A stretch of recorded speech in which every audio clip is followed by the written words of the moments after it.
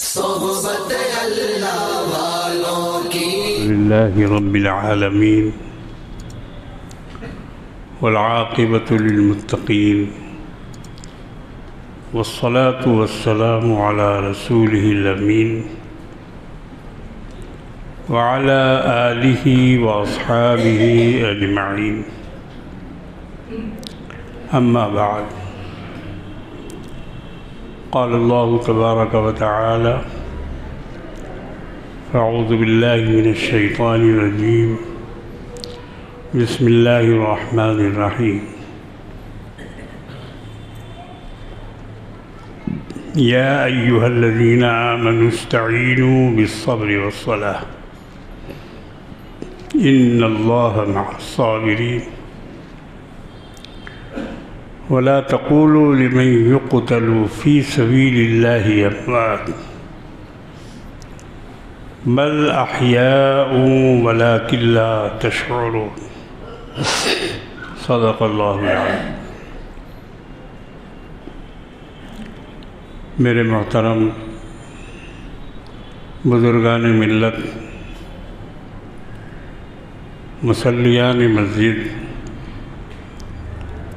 बुज़ुर्गों और दोस्तों, नौजवानों, प्यारे बच्चों, दूर से सुनने वालियाँ मेरी माँओं और बहनों,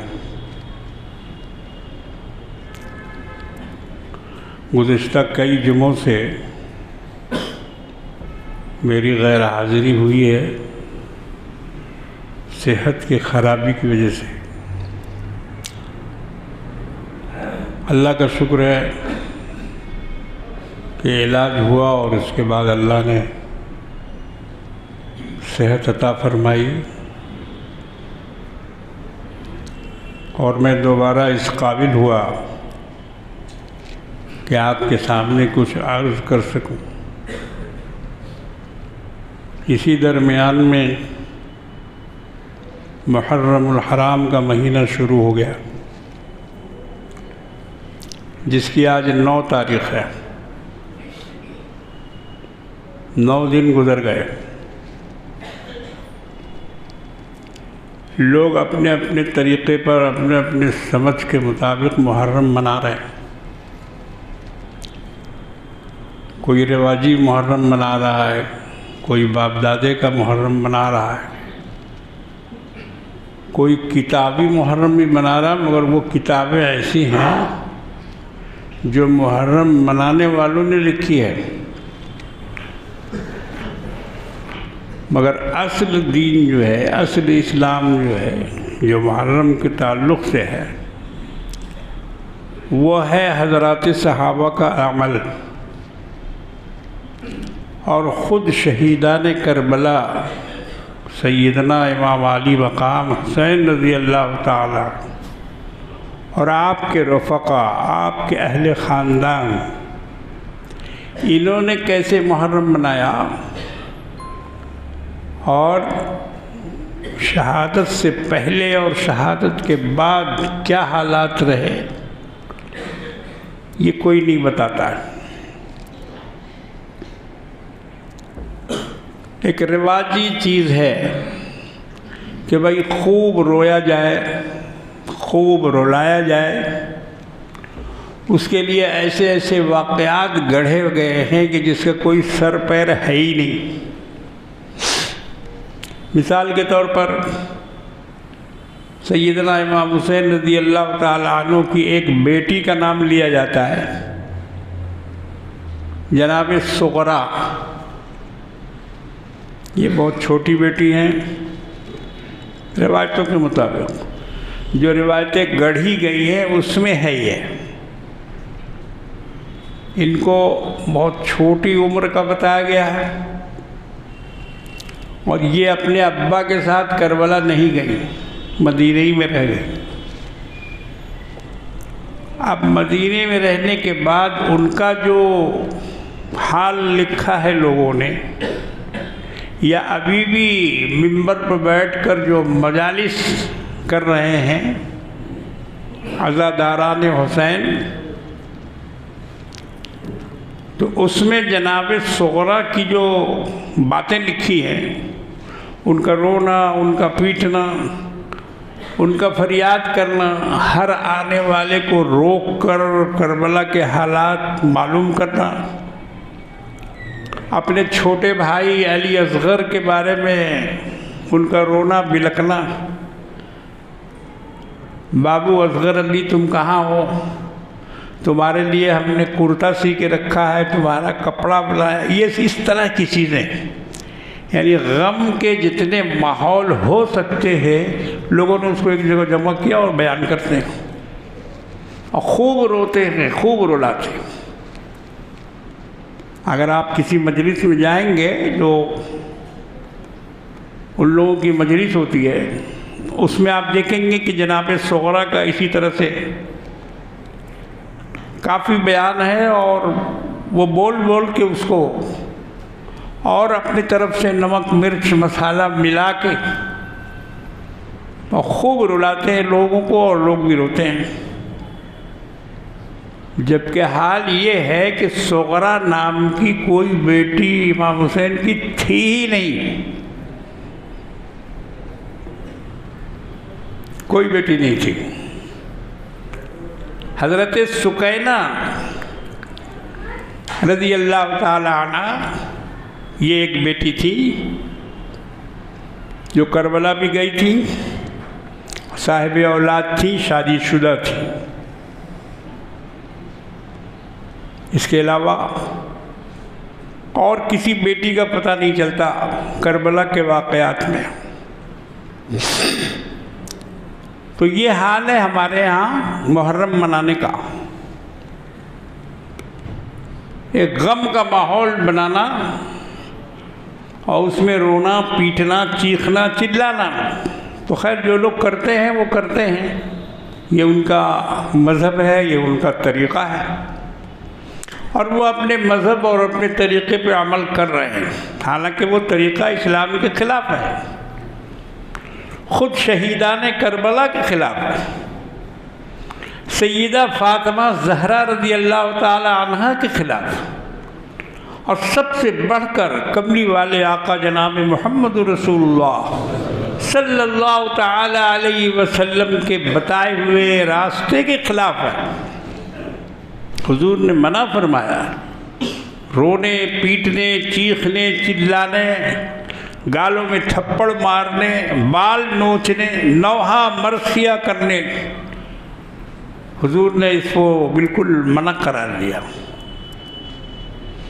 बहुत सारी मिसालें हदीसों में मिलती हैं, मगर कुछ लोग ऐसे हैं जो ढूंढ ढूंढ कर हज़रत की ज़िंदगी से नौहा को निकालते हैं। जैसे सैयदना अमीर हमज़ा रज़ी अल्लाह ताला अन्हु की शहादत के मौके पर हुजूर नबी करीम सल्लल्लाहु अलैहि वसल्लम उनकी लाश मुबारक के पास आके खड़े हुए और जो मंज़र देखा, तमाम आज़ा 12 टुकड़े किए गए थे अमीर हमज़ा के, जो हमारे हुजूर के चचा थे और रिज़ाई भाई भी थे। 12 टुकड़े। आका मौला को उनकी हालत देखकर इतना गम हुआ कि आपने आसमान की तरफ हाथ उठा दिए और अल्लाह से ये फरमाने लगे दुआ में कि हमज़ा के कातिल को मैं छोड़ूंगा नहीं, एक हमज़ा के बदले 70 काफिरों को कत्ल करूंगा। कसम खा लिया, कसम खा के ये बात आपने बयान फरमाई। ये गम का ये हाल था और लोग अपने अपने शहीदों पर नौहा कर रहे थे, मातम कर रहे थे। हमज़ा पे कोई मातम करने वाला नहीं था, नौहा पढ़ने वाला नहीं था। तो अल्लाह के रसूल ने फरमाया कि हमज़ा पर नौहा कोई नहीं कर रहा है। ये भी आपने हालत गम में इरशाद फरमाया। अब इसको लोगों ने वहाँ से उचक लिया। मसला क्या है? मसला यह है कि उस वक्त नौहा करना हराम नहीं हुआ था। इसको समझा करो भाई। इस्लाम बतदरीज नाफिज हुआ है, एक बैग ला के उलट दिया गया ऐसा नहीं है। हुजूर ने मज़ारों पे जाने को मना किया था, मत जाया करो, मगर बाद में आपने इजाज़त दे दी और कहा कि हमने तुमको मना किया था मज़ारों पे जाने से, मगर अब जाया करो। इसको समझना बहुत ज़रूरी है कि पहले इजाज़त थी या नहीं थी। तो नौहा की इजाज़त पहले थी, उस वक्त तक नौहा करना मना नहीं हुआ था, लेकिन बाद में अल्लाह के रसूल ने उसको हराम करार दिया। और जनाब जाफ़र रज़ी अल्लाह ताला अन्हु, जो हमारे हुजूर के चचाजाद भाई थे, जंग मोता में उनकी शहादत हुई। तो उनकी शहादत जंग मोता को अल्लाह रब्बुल आलमीन ने हुजूर करीम सल्लल्लाहु अलैहि वसल्लम को लाइव करके दिखाया। 3 सिपह सालाना आपने मुकर्रर किए थे। सबसे पहले अपने ग़ुलाम हज़रत ज़ैद बिन हारिसा रज़ी अल्लाह ताला, अम्मा खदीजा के ग़ुलाम थे, उन्होंने हुजूर को दे दिया था। इनको आपने उस लश्कर का सरदार बनाया और कहा कि ज़ैद बिन हारिसा सरदार होंगे, लश्कर के सिपह सालार होंगे। अगर ये शहीद कर दिए जाएं तो इनके बाद जाफ़र सिपह सालार होंगे। अपने चचेरे भाई का नाम लिया। हज़रत अली 3 भाई थे। हज़रत अली रज़ी अल्लाह ताला अन्हु 3 भाई थे, अली, जाफ़र, अकील। इन्हीं के बेटे हैं मुस्लिम बिन अकील, जिनको इमाम हुसैन ने कूफा भेजा था वहाँ के हालात मालूम करने के लिए, मगर कूफा वालों ने, यजीद के कारिंदे इब्न ज़ियाद ने उनको शहीद कर दिया था। तो ये हज़रत जाफ़र बिन अबी तालिब, इनका लक़ब तैयार है, उड़ने वाला, परों वाला। ये लक़ब हुजूर ने दिया और फरमाया कि अगर जाफ़र भी शहीद हो जाएं तो उनकी जगह पर अब्दुल्ला इब्न रवाहा वो झंडा संभाले। तो वो एक अजीब जंग हुई इस्लाम में, ग़ज़वे मोता के नाम से वो है। मोता एक जगह है बहुत दूर मदीना तैयबा से, रुबुल खाली में है वो। सऊदी अरब तो बहुत बड़ा है रकबे के लिहाज से, आबादी कम है, रकबा में हिंदुस्तान से भी बड़ा है, दुगुना है हिंदुस्तान का। मगर ये है कि जंगल, रेगिस्तान, बेआबाद गैराबाद जगह ज़्यादा है, शहर देहात बहुत कम है। तो रुबुल खाली के पास एक शहर है, कस्बा था मोता। वहाँ नबी करीम सल्लल्लाहु अलैहि वसल्लम ने इन सहाबा को भेजा था। एक लश्कर था, ज़्यादा बड़ा नहीं था, मगर उसमें 4-5 हज़ार आदमी होंगे। हुजूर ने रवाना फरमाया। तो उस जंग को अल्लाह तबारक व तआला ने हुजूर को दिखलाया, कैसे जंग हो रही है। सबसे पहले ज़ैद बिन हारिसा रज़ी अल्लाह ताला अन्हु शहीद हो गए। इस्लामी लश्कर का अलम उनके हाथ में था। जैसे ही वो शहीद हुए, हुजूर के फरमाने के मुताबिक जाफ़र ने उस झंडे को ले लिया। अब वो सिपह सालार हो गए। हज़रत जाफ़र इब्न अबी तालिब बड़ी बेदर्दी के साथ, बेजिगरी के साथ इन्होंने जंग की और इनके जिस्म पर तीरों के, तलवारों के 70 से ज़्यादा जख्म लगे थे। छलनी हो गया था बदन, मगर उसके बावजूद इस्लामी आलम को उन्होंने झुकने नहीं दिया। दाहिने हाथ में लिए हुए थे,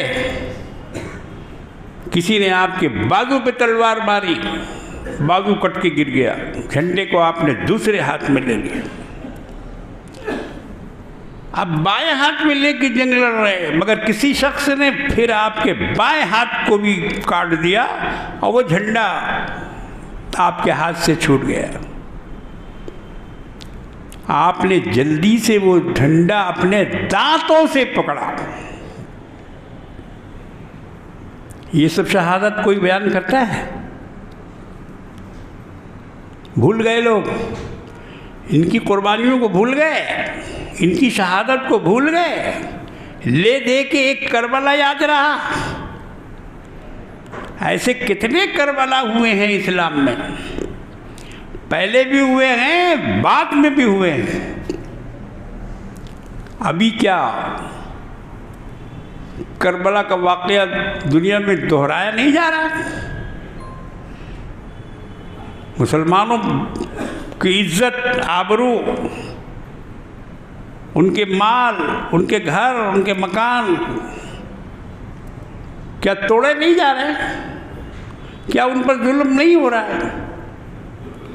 बहरहाल हज़रत जाफ़र रज़ी अल्लाह ताला अन्हु शहीद हो गए। नबी करीम सल्लल्लाहु अलैहि वसल्लम ने खबर दी मदीने में, अल्लाह ने आपको बताया, जिब्रील ने आपको बताया कि ज़ैद बिन हारिसा शहीद हो गए। आपने इन्ना लिल्लाहि व इन्ना इलैहि राजिऊन पढ़ा। उसके बाद हज़रत जाफ़र की शहादत की भी आपने लोगों को इत्तला दी कि जाफ़र भी शहीद हो गए। जाफ़र की शहादत के बाद आपने हज़रत जाफ़र के बेटों को बुलाया, बच्चों को। कहाँ हैं जाफ़र के बच्चे? बुलाओ। आए वो लोग, 2 या 3 थे। हुजूर ने उनको बुलाकर अपने पास बैठाया और उनके सर पर हाथ फेरने लगे। उनके सर पर हाथ फेरने लगे। हुजूर का क्या ख्याल होगा कि ये बच्चे यतीम हो गए, अब इनके सर पे हाथ कौन फेरेगा? तो उनकी बीवी ने दूर से देखा कि हुजूर ने बच्चों को बुलाया और उनके सर पर हाथ फेर रहे हैं। तो फिक्रमंद तो वो भी थी, शौहर गए हुए हैं जंग में, क्या रिपोर्ट है वहाँ की? बेचैन बेकरार थी। मगर जब बच्चों के सर पे हाथ फेरते देखा तो समझ गई कि जाफ़र शहीद हो गए हैं। रसूलुल्लाह के पास आई, कहा कि या रसूलुल्लाह, आप तो इन बच्चों के सरों पर इस तरह हाथ फेर रहे हैं जैसे किसी यतीम के सर पे हाथ फेरा जाता है। हुजूर ने फरमाया कि हाँ, तुम्हारे बच्चे यतीम हो गए हैं और जाफ़र की शहादत हो गई।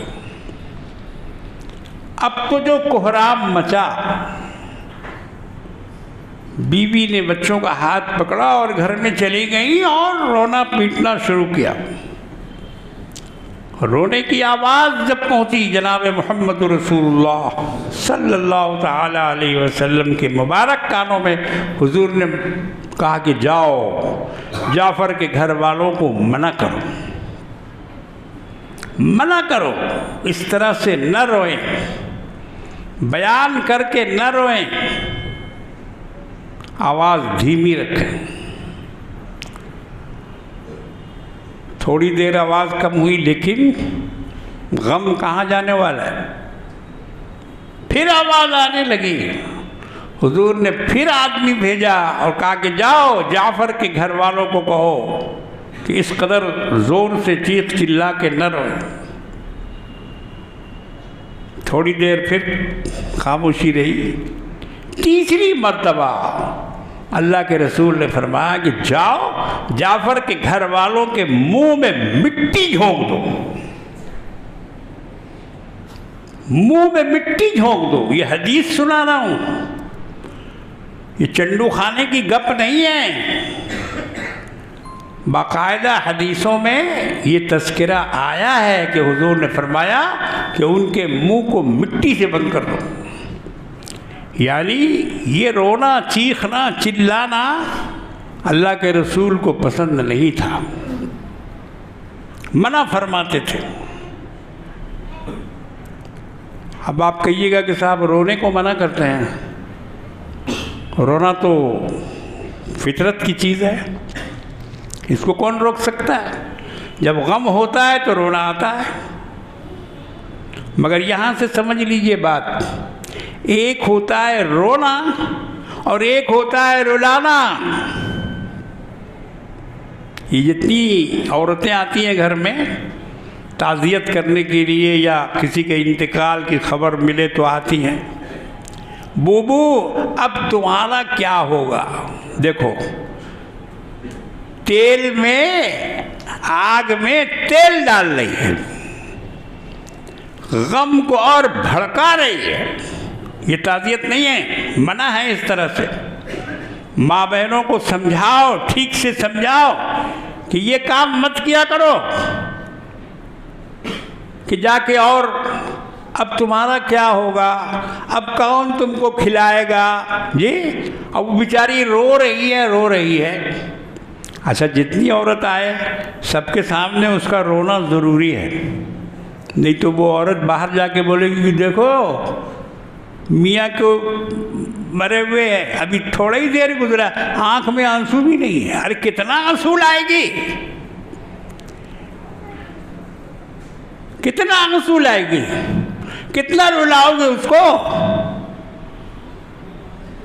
उसको बुझाने की कोशिश करो, उसको समझाने की कोशिश करो। ताज़ियत तो यही है ना कि जाके उनसे कहो कि अल्लाह मालिक है, सब्र करो, जो होना था हो गया, लिखा हुआ था, इसकी ज़िंदगी इतनी थी, हम सबको भी मरना है, तुमको भी मर के जाना है कब्र में। सब्र से काम लो, उसके लिए दुआ करो, उसके लिए जन्नत की दुआ करो। ये सब चीज़ें जाके समझाना चाहिए, न कि उसमें और आग लगाना है। बूबू तुम्हारा क्या होगा, बूबू को और भड़का रही है, क्या होगा। अरे अल्लाह जो चाहेंगे वही होगा। अल्लाह मालिक उसका भी था जो इंतकाल कर गया, और अल्लाह मालिक उसका भी है जो जिंदा है। तो ये नहीं करना चाहिए, इस्लाम में ये जायज़ नहीं है। रोना तो जायज़ है, रुलाना जायज़ नहीं है, उससे मना किया गया है। अल्हम्दुलिल्लाह अहले सुन्नत वल जमात इस पर अमल करते हैं, रोते नहीं। कौन ऐसा मुसलमान है जो शहादत के वाक़यात को सुनकर जिसकी आंखों में आंसू ना आ जाते। गम की वो दास्तान है। अभी कल ही की बात है, मदरसा आज़मतिया में मैं बयान कर रहा था। हुजूर के सबसे छोटे बेटे, हुजूर की औलाद का तज़किरा था, उसमें सबसे छोटे बेटे सैयदना इब्राहीम रज़ी अल्लाह ताला अन्हु, जो हुजूर की बांदी हज़रत मारिया कितबिया रज़ी अल्लाह ताला अन्हु के वतन से थी। 1-1.5 साल की उम्र में उनका इंतकाल हो गया। ज़िंदगी ने वफ़ा नहीं की। अल्लाह की अजीब मसलियत है। 2 बेटे अम्मा खदीजा से भी हुए थे, जनाब कासिम और जनाब तैयब, जिनको ताहिर भी कहा जाता है। और उन्हीं कासिम की वजह से हुजूर की कुन्नियत है अबुल कासिम, कासिम के बाप। थोड़े से होशियार भी हो गए थे जनाब कासिम, हुजूर की सबसे बड़ी औलाद। यहाँ तक के घोड़े पे चढ़ने के बारे में लोगों ने कहा है कि रिकाब पे पाँव रखकर चढ़ने की कोशिश करते थे। इतनी उम्र हो गई थी, मगर अल्लाह को मंजूर नहीं था। दोनों साहिबजादों का इंतकाल हो गया बचपन ही में। 4 बेटियां थी, 4 साहबजादियां, सब जिंदा रही।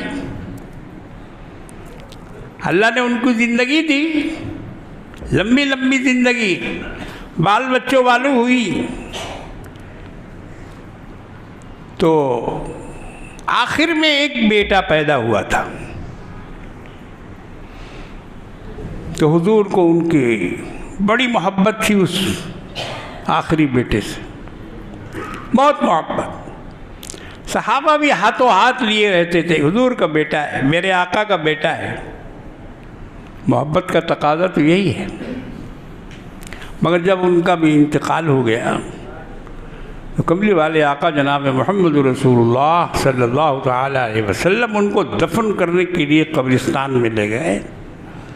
जन्नतुल बकी में उनका मज़ार है।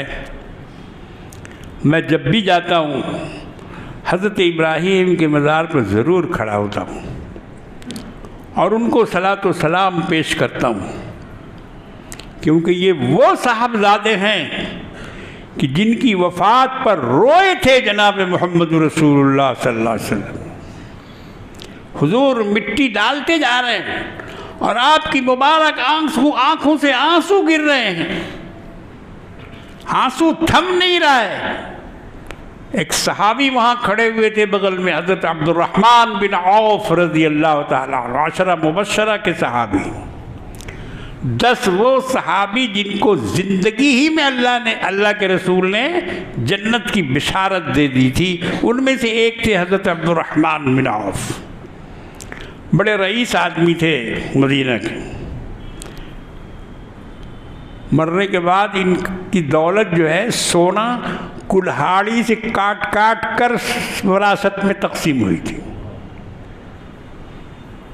ये सब नंगे भुक्कड़ लोग नहीं थे. अल्लाह ने इनको मालो दौलत से, हालांकि मुहाजिर थे, घर बार दुकान कारोबार सब छोड़ के आए थे रसूलुल्लाह के साथ. मक्के से मदीने में आके बसे थे, मगर अल्लाह ने इनको फिर साहिब दौलत बना दिया. ये खड़े थे वहाँ और इन्होंने रोते हुए जब सरकार दो आलम को देखा तो सवाल कर दिया, अंत तबकी या रसूल अल्लाह, अय अल्लाह के रसूल आप भी रोते हैं? उनको ताज्जुब हुआ कि रसूल को तो रोना नहीं चाहिए, रसूल को तो सब्र करना चाहिए. ये उनका एक अपना ख्याल था और वो समझते थे कि ऐसा नहीं होगा, रसूलुल्लाह नहीं रोएंगे. बेटे की वफ़ात हो गई तो हो गई, अल्लाह की मर्ज़ी, अल्लाह की मर्ज़ी पर सब्र कर लेते. मगर ये ज़ारो कतार रोते जा रहे हैं, उनसे बर्दाश्त नहीं हुआ और उन्होंने सवाल कर लिया, अंत तबकी या रसूल अल्लाह, आप अल्लाह के रसूल होकर भी रोते हैं? अल्लाह के रसूल ने जवाब दिया, इन्नल आइन तदमउ वल क़ल्ब यहज़ुन, बेशक आँखें रोती हैं और दिल गमगीन होता है.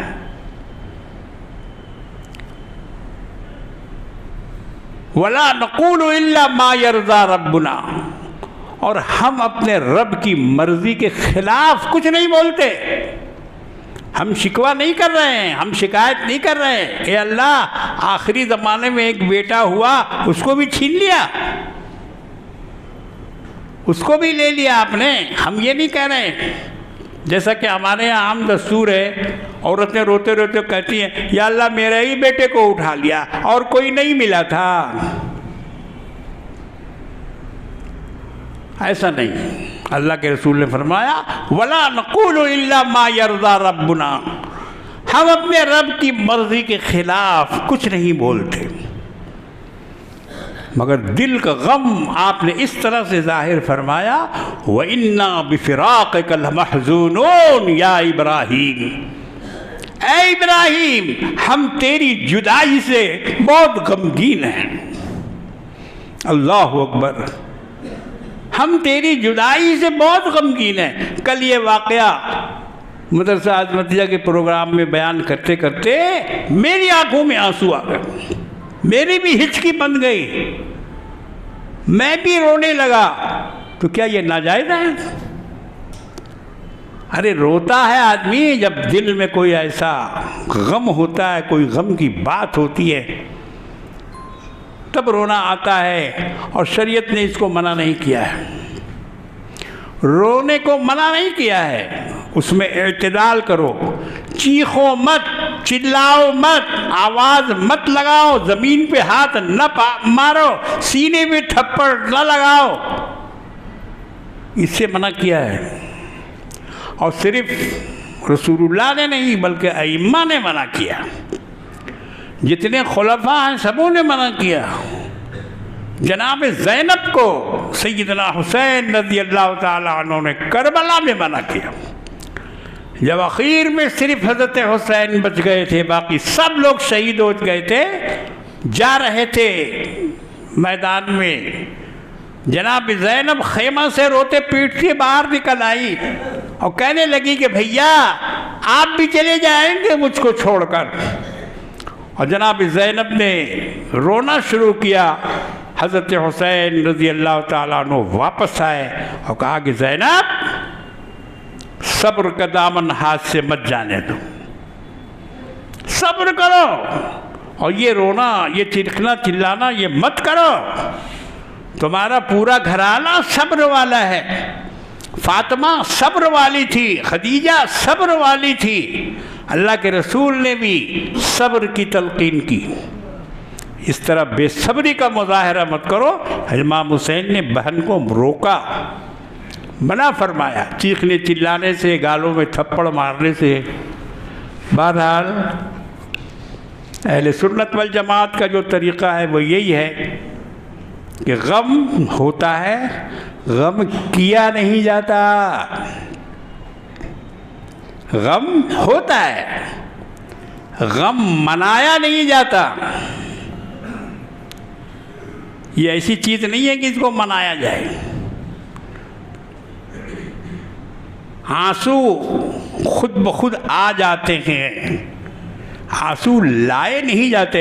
हम अभी आपको कह रहे हैं कि रोइए, रो देंगे आप? रो सकते हैं? हम बोल रहे हैं कि रो के दिखा। रोना तुम्हारे कब्जे में नहीं है। ग्लिसरीन लगा के रोना अलग बात है, वो अलग बात है, वो तो आर्टिफिशियल है, वो तो नकली माल है जी। मगर सचमुच का जो रोना है वो अपने इख्तियार से बाहर है। बैठा बैठा कोई किसी को बोले कि ज़रा रो के दिखाइए, तो रो लेगा? नहीं रो सकता है। थप्पड़ मारो तो हो सकता है, घूंसा लगाओ तो हो सकता है, कोई गम पहुंचे तो हो सकता है। मतलब ये है कहने का। तो मेरे बुजुर्गों और दोस्तों, इस्लाम में गम को रोका नहीं गया है, गम मनाने को रोका गया। ऐसी बातें जानबूझकर न कही जाए जिससे आदमी का गम ताज़ा हो। गम को रोकने का हुक्म है। ये ताज़ियत क्या चीज़ है? किसी का इंतकाल हो जाए तो आपको ताज़ियत करनी है। क्या है ताज़ियत? ताज़ियत आग में पानी डालने को बोलते हैं, तेल डालने को नहीं, आग भड़काने को नहीं। जानबूझ के ऐसी सी बातें कहना कि जिससे उसको और रोना आवे, ऐसा नहीं है। बल्कि उसको ठंडा करो, बोलो कि सब्र करो। कुरान में अल्लाह ने यही बयान फरमाया, या अय्युहल्लज़ीना आमनुस्तईनू बिस्सब्रि वस्सलाह। ऐ ईमान वालो, अगर तुम पर कोई मुसीबत आए, कोई परेशानी आए, किसी की मौत हो जाए या और कोई नुकसान पहुँचे, इस्तईनू बिस्सब्रि वस्सलाह, सब्र के साथ, नमाज के साथ अल्लाह से मदद मांगो। और बेशक अल्लाह ताला सब्र करने वालों के साथ है। सैयदना हुसैन रज़ी अल्लाह ताला अन्हु के मामले में भी जो लोग सब्र से काम ले रहे हैं, अपने आंसुओं को रोक रहे हैं, गम को पी जा रहे हैं, उसका इस तरह से सड़कों पर, खुले आम जगहों पर इजहार नहीं कर रहे हैं। देखो वक्त ख़त्म हो गया, आज 5 मिनट शायद ज़्यादा होगा, इसलिए कि 5 मिनट ताख़ीर से मैं आया, तो मैं उस चीज़ को पेश कर दूँ आपके सामने। देखा देखी पाप, देखा देखी धर्म, मसल में बोला जाता है। देखा देखी पाप, देखा देखी धर्म। तो आजकल धर्म भी देखा देखी हो रहा है। मुस्लिम नौजवानों के बारे में हमने सुना कि मुहर्रम में काला कपड़ा पहन रहे हैं, ये गम मना रहे हैं, काला कपड़ा पहन रहे हैं, जबकि काला कपड़ा खुद अइम्मा किराम से मना किया गया है, उन्होंने मना किया है। शियों की किताबों में भी लिखा हुआ है। फ्रू और काफ़ी जो उनकी हदीस की बहुत बड़ी किताब है, उसमें एक रिवायत हज़रत इमाम जाफ़र सादिक़ रज़ी अल्लाह ताला अन्हु की है कि उन्होंने फरमाया कि ला तलबिसु सुवाद, काले रंग का कपड़ा मत पहना करो, फ़इन्नमा हुआ लिबास फ़िरऔन, ये तो बेईमान फ़िरऔन का लिबास था, स्याह लिबास। हालांकि इस्लाम में काला कपड़ा पहनना मना नहीं है, पहन सकते हैं आप, अगर आपको, हालांकि पसंद नहीं किया गया इसको, सफ़ेद कपड़े को पसंद किया गया। कुछ काली चीज़ें हैं जो इस्तेमाल में आई है, नबी करीम सल्लल्लाहु अलैहि वसल्लम के इस्तेमाल में भी थी। अब एक मुकर्रिर को मैंने बयान करते हुए सुना कि अरे भाई खाना काबा पे देखो काला गिलाफ चढ़ा हुआ। उस बेवकूफ़ ने काबा की तारीख नहीं पढ़ी है। काबा पे सिर्फ स्याह गिलाफ नहीं, सफ़ेद गिलाफ भी चढ़ा है, लाल गिलाफ भी चढ़ा है, सब्ज़ गिलाफ भी चढ़ाया गया है। रंग बदलता रहा। मुसलमान, इस्लाम किसी रंग का पाबंद नहीं है। रंग और नस्ल दोनों से बहुत ऊपर है इस्लाम। न ये रंग को मानता है, न ये नस्ल को मानता है। ये दोनों चीज़ें गैर मुस्लिमों की है, मुशरिकीन की है, यहूदियों की है। उन्होंने अपने लिए रंग का इंतखाब किया। कोई गेरुआ पहनता है, कोई भगवा पहनता है, कोई कुछ है, कोई कुछ है। इस्लाम में रंग नहीं है। काबा को काला गिलाफ अभी दिया गया थोड़े दिन पहले, 1400 साल से दिया जा रहा, लेकिन इससे पहले पढ़ो तारीख़ गिलाफ काबा, बाकायदा उस पर किताब लिखी है लोगों ने। मुख्तलिफ दौर में मुख्तलिफ रंग के कपड़े उसका गिलाफ बनाया गया। मिसाल देते हैं कि हुजूर की कमली काली थी। मिसाल देते हैं कि जंगे फतेह मक्का के मौके पर हुजूर ने सियाह रंग का अम्मामा बांधा था। ये सब अपनी जगह पे सही है। सियाह लिबास पहनना मना थोड़ी है, मना नहीं है, मगर पसंद नहीं किया गया इसको। हुजूर ने काला कुर्ता कभी नहीं पहना, पगड़ी तो बांधी, चादर का रंग भी काला था, लेकिन कुर्ता पजामा, लुंगी, टोपी, ये सब स्याह नहीं पहना आपने। तो वो मुसलमानों को अपने रसूल की पैरवी करनी चाहिए। और फुक़हा ने लिखा है कि 12 महीने काला कपड़ा पहनो, 11 महीने कोई हरज नहीं है, लेकिन मुहर्रम में मत पहनो। मुहर्रम में मत पहनो। क्यों?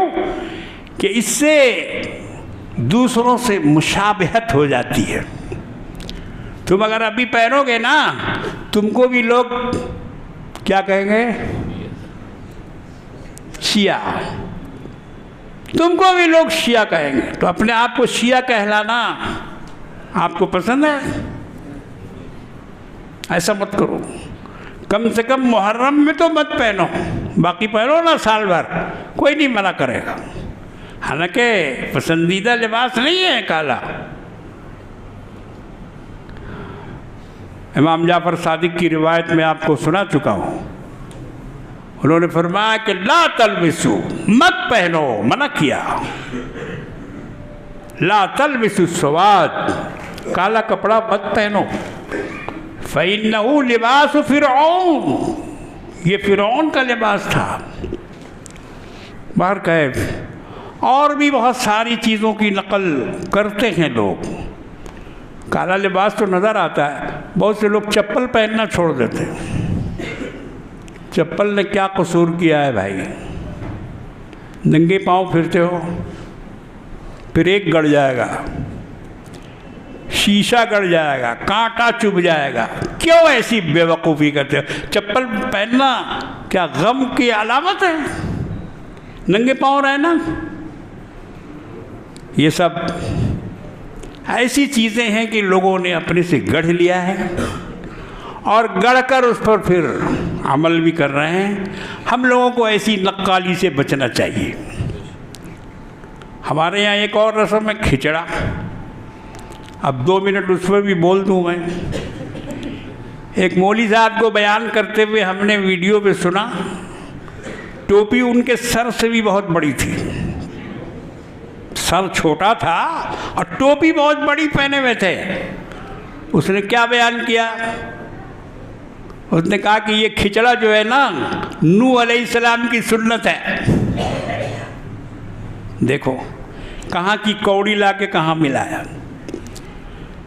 नूह अलैहिस्सलाम का ज़माना गुजरे हुए 10,000 बरस हो गए, 10,000। हज़रत आदम के ज़माने से उनका ज़माना करीब है। नूह अलैहिस्सलाम बहुत बरगुज़ीदा पैगम्बर गुजरे अल्लाह के। तो ये बोल रहा है मौलवी कि ये उन्हीं की सुन्नत है। और दलील क्या दे रहा है कि जब कश्ती जूदी पहाड़ पर आके लगी तो कश्ती में खाने का सब सामान ख़त्म हो गया था। तो नूह अलैहिस्सलाम ने कहा कि देखो कुछ बचा खुचा है। तो मालूम हुआ कि हाँ कुछ दाल है, कुछ चावल है, कुछ चना है, कुछ जौ है। तो नूह अलैहिस्सलाम ने कहा कि ठीक है, लाओ सबको मिलाओ और मिला के सबका खिचड़ा बनाओ। देखो क्या दलील लाई। उस जुल्फ पे भक्ति शबे दैजूर की सूजी और अंधे को अंधेरे में बड़ी दूर की सूजी, बड़ी दूर की कौड़ी लाया और खिचड़ा को सुन्नत बता रहा है नबियों की। नऊज़ु बिल्लाह मिन ज़ालिक। ये इस्लाम है तुम्हारा? मनगढ़ंत इस्लाम, पेटगड़ी इस्लाम। तुम्हारा इस्लाम तुमको मुबारक हो। एक बात उसने और भी कही है, वो भी बता दूं कि एक जगह कश्ती बहुत चक्कर काटने लगी। जैसे ये लाइव कमेंट्री कर रहा है नूह अलैहिस्सलाम। ये 10,000 बरस पहले इसका वजूद था इस मौलवी का। कहीं था पता नहीं था, आसमान में भी था कि नहीं था मालूम नहीं, ज़मीन में तो था ही नहीं। तो ये कमेंट्री बता रहा है कि चक्कर काटने लगी कश्ती। तो हज़रत जिब्रील से नूह अलैहिस्सलाम ने पूछा कि क्या हुआ इस कश्ती को? कहा कि ये कश्ती जहाँ घूम रही है ना, यहीं पर करबला है, यहीं पे करबला है और यहाँ इमाम हुसैन शहीद होंगे। झूठों पे खुदा की लानत, लानतुल्लाहि अलल काज़िबीन। इस तरह की रिवायतें बयान कर करके सोशल मीडिया में छोड़ते हैं। नौजवान उसको बैठ के देखता रहता है, पढ़ता रहता है और समझता है कि यही इस्लाम है। खुदा के लिए सोशल मीडिया का इस्लाम मत मानो। उलमा से ताल्लुक़ जोड़ो, उलमा से मिलो, उलमा से पूछो, उलमा के पास बैठो, तब तुम्हारे पास सही दीन बचेगा। अल्लाह तबारक व तआला हम सबको अपने सही दीन पर अमल करने की तौफ़ीक़ अता फ़रमाए। व आखिरु दावाना अनिल हम्दुलिल्लाहि रब्बिल आलमीन।